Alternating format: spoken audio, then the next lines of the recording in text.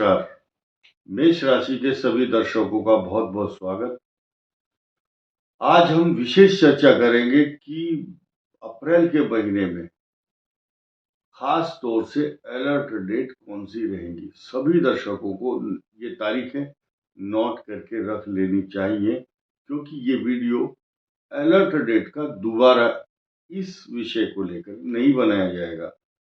आप नोट कर सकते हैं, ये वीडियो मेष राशि के लिए है जिनको ये कंफर्म है कि मेरी मेष राशि है, जिनका नक्षत्र अश्विनी, भरणी और कृत्तिका है।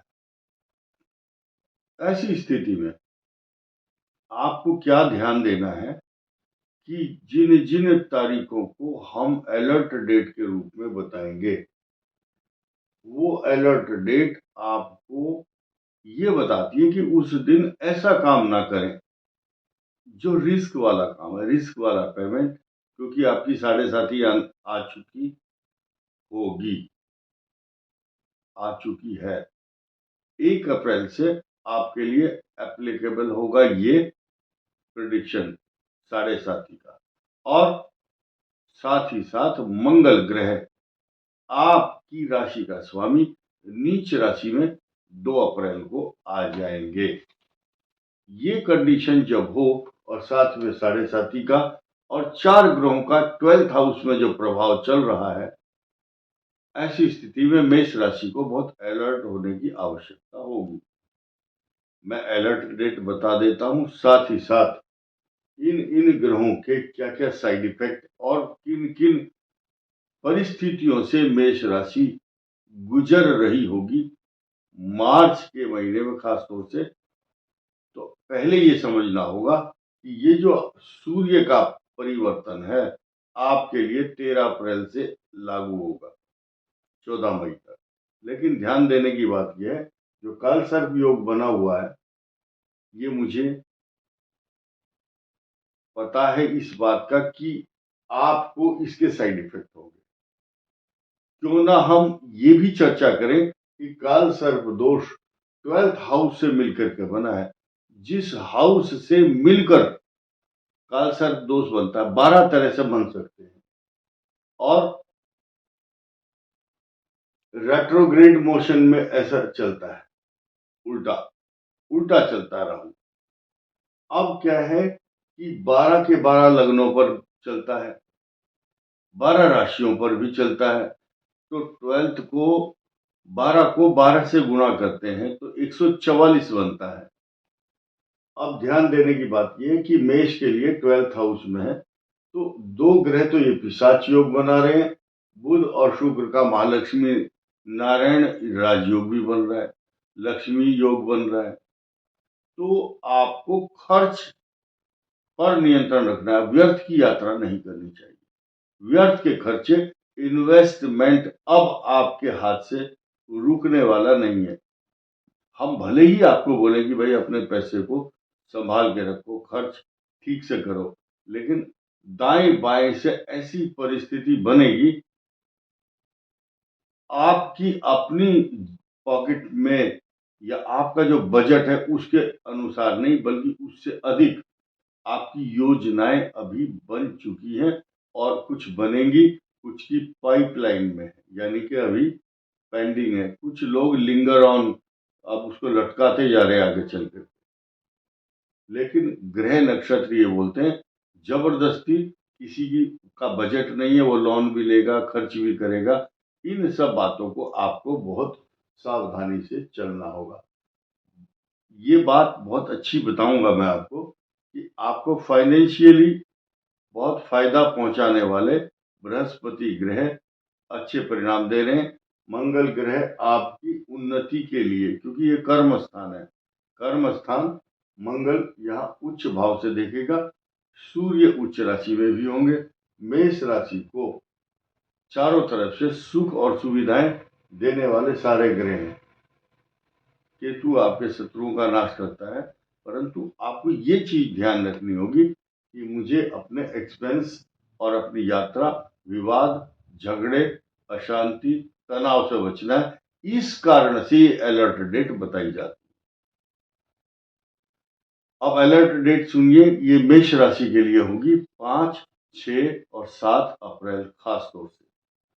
उस समय नवरात्र का समय होगा। आपको अपने खर्चों पर नियंत्रण करना होगा। व्यर्थ के खान पान, व्यर्थ की यात्राएं ना करें। गाड़ी ठीक से चलाएं और बिहेवियर पैटर्न और लाइफ स्टाइल का ध्यान रखना बहुत आवश्यक है। ये वीडियो मेष राशि के जातक मेल और फीमेल दोनों के लिए एप्लीकेबल होगा।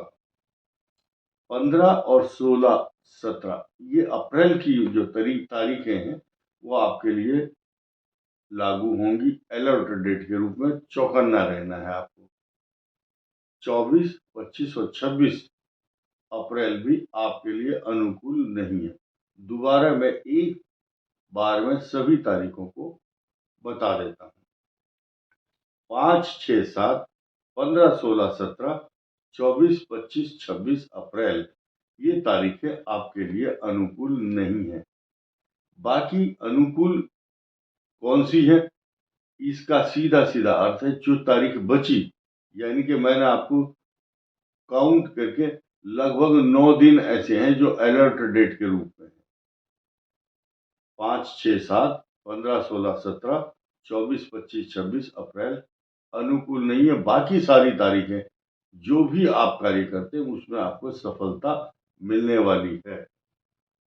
आपको मेन तो मुख्य रूप से देखिए, आपको कष्ट देने वाला जो ग्रह है मंगल, ये यहाँ बैठा है, लेकिन ये कोई भी चाल चलता है या इसके ऊपर कोई कष्ट आता है, इस हाउस पर कष्ट आता है तो वो अलग मैटर है। लेकिन बृहस्पति आपको जोखिम भरी समस्याओं से या आपके ऊपर आने वाली अचानक आपदा से रक्षा भी करेगा। इस बात को कॉन्फिडेंस के साथ आप मन में रखें कि आपका कोई बहुत बड़ा नुकसान या बिगड़ने वाला कुछ नहीं है। सिर्फ आपकी जो फाइनेंशियल पोजीशन है उसके ऊपर डाका डालता है। और जो पहले से ही जिनकी आर्थिक स्थिति बड़ी साउंड है, मजबूत है, उनको कोई टेंशन नहीं है। वो बहुत अब खुल करके खर्चा करेंगे और बड़ी बड़ी बिल्डिंग खरीदेंगे। अब ये दशाओं के हिसाब से भी काम करता है ग्रह। देखिए, आपका जो ग्रह है, जिनके ऊपर शुक्र, सूर्य, चंद्र, मंगल, राहु, बृहस्पति की दशाएं चल रही हैं और उनका ग्रह आपको सुखद अनुभूति दे रहा है, तो उनको राजाओं जैसा सुख भी मिलेगा। अब यहाँ ध्यान देने की बात है कि सप्तम भाव का स्वामी चला गया कहाँ। सप्तम भाव का स्वामी शुक्र उच्च में है, लेकिन 31 मई तक ये रेट्रोग्रेड मोशन में पिशाच योग बनाकर चल रहे शुक्र और राहु के साथ।